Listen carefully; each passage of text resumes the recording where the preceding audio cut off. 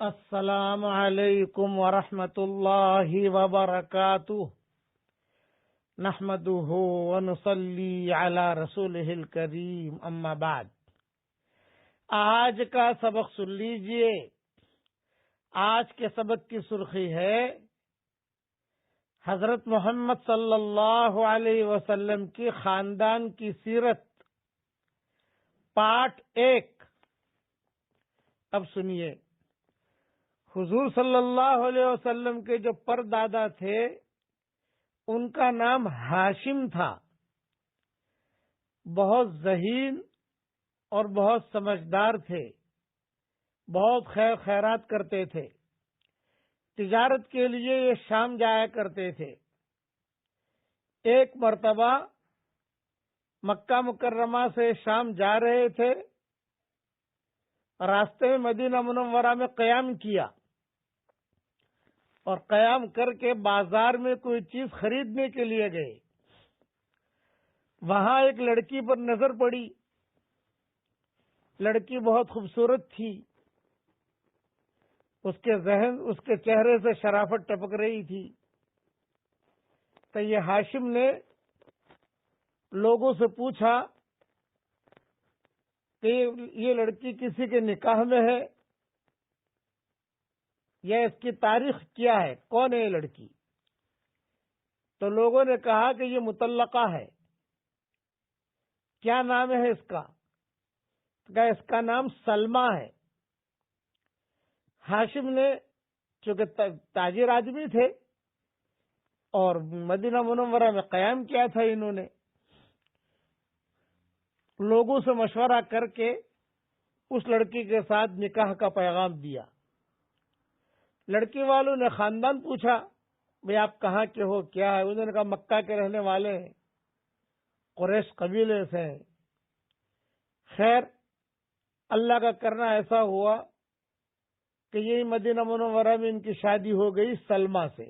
ہاشم کی شادی سلمہ سے ہو گئی۔ کچھ دن قیام کیا، حمل ٹھہرا۔ اب یہ ہاشم غزہ کی طرف چلے گئے، فلسطین، شام، اس علاقے میں چلے گئے تجارت کے لیے۔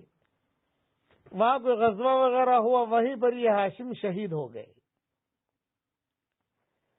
ان کے ذہن میں یہ بات تھی کہ واپس جب آؤں گا مدینہ منورہ ٹھہر کر بیوی کو لے کر مکہ مکرمہ چلا جاؤں گا، لیکن خدا کا کرنا ایسا ہوا کہ وہیں شہید ہو گئے، وہیں ان کی قبر بن گئی۔ اب سلمہ کے پیٹ سے عبد المطلب پیدا ہوئے۔ تو عبد المطلب جب پیدا ہوئے تو ان کے سر کے اوپر سفید بال تھا ایک۔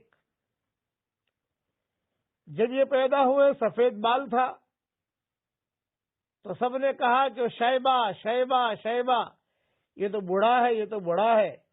علماء نے ایک بات لکھی ہے کہ بڑھاپے سے پہلے کوئی بوڑھا ہو جائے یہ اس کی ترقی کی علامت ہوتی ہے، روحانی ترقی، کہ بہت بڑا آدمی بنے گئے۔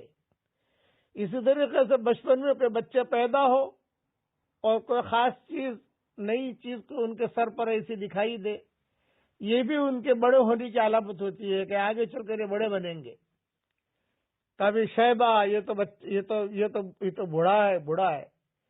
اب سلمہ اور یہ عبد المطلب، یعنی ماں اور بیٹا، یہ دونوں کے دونوں یہی مدینہ منورہ میں قیام کیا انہوں نے۔ اور ہاشم، ان کا انتقال ہو گیا، شہید ہو گئے، وہاں انتقال ہو گیا اور غزہ میں دفن ہو گئے۔ مکہ والوں کو پتا چلا کہ اس طریقے سے حادثہ ہوا ہے، اور شادی بھی کی تھی انہوں نے۔ تو عبد المطلب کے جو چچا تھے، ہاشم کے بھائی، ان کا نام بھی مطلب تھا۔ یہ آئے مدینہ منورہ اپنے بھتیجے کو لینے کے لیے اور بھابھی کو لینے کے لیے۔ باقی تفصیل انشاءاللہ کل پوری کروں گا۔ یہ ساری تفصیل میری کتاب بکھرے موتی انشاءاللہ جلد 13 آ رہی ہے، اس میں دیکھ لی جائے اوپر کے حوالوں کے ساتھ۔ یہ پورا قسطوار میں بیان کروں گا حضور صلی اللہ علیہ وسلم کے خاندان کا کہ کس طریقے سے خاندان چلا۔ اللہ تعالی حضور صلی اللہ علیہ وسلم کے سنتوں پر چلنے کی ہم سب کو توفیق عطا فرمائے، آمین۔ اب پڑھ لیجئے میرے ساتھ، یا مقلب القلوب ثبت قلبی علی دینک، یا مصرف القلوب صرف قلبی الی طاعتک۔ حضور صلی اللہ علیہ وسلم یہ دعا بہت پڑھا کرتے تھے۔ اللہ تعالیٰ یہ دعا ہم سب کے لیے قبول فرمائے، آمین۔ وآخر دعوانا ان الحمد للہ رب العالمین۔